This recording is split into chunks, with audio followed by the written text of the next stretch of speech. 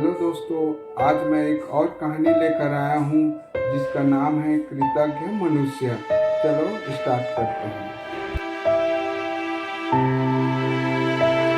किसी समय की बात है, दयालु नाम के एक व्यक्ति रहता था।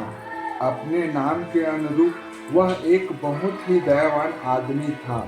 अपनी पत्नी और बच्चों के साथ वह एक गांव में रहता था।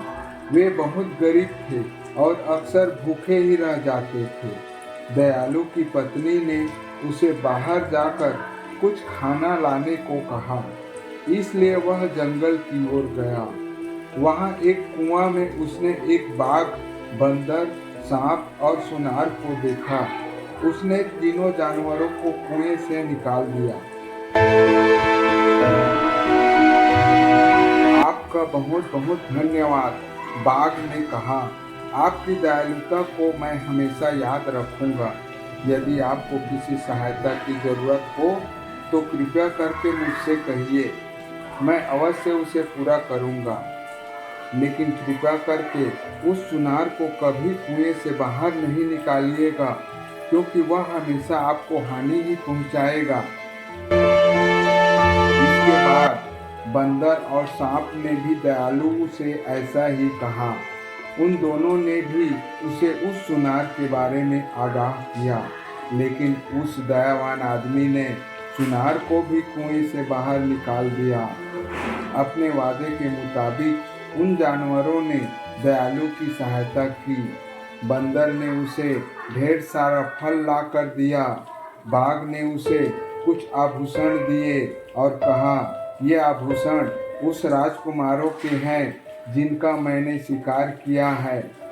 दयालु उन गहनों को बेचने के लिए उसी सुनार के पास गया। सुनार राजकुमारों के उन गहनों को तुरंत पहचान गया। उसे राजा के पास ले जाकर दयालु के खिलाफ शिकायत कर दी। राजा ने दयालु को गिरफ्तार करवाकर जेल में डाल दिया।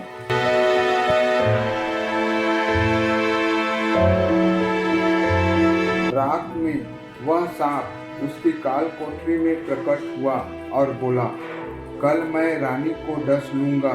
तुम राजा से कहना कि उसका इलाज केवल तुम ही कर सकते हो। फिर तुम जैसे ही रानी को हाथ लगाओगे, मैं अपना विष वापस लूंगा। दयालु ने ऐसा ही किया, जिससे राजा बहुत प्रसन्न हुआ।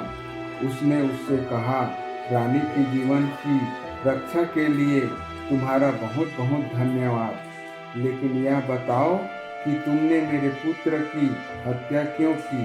तब दयालु ने पूरी कहानी सुनाई। राजा को पता चल गया कि उसके बेटे को मारने वाला एक बाघ था, दयालु नहीं।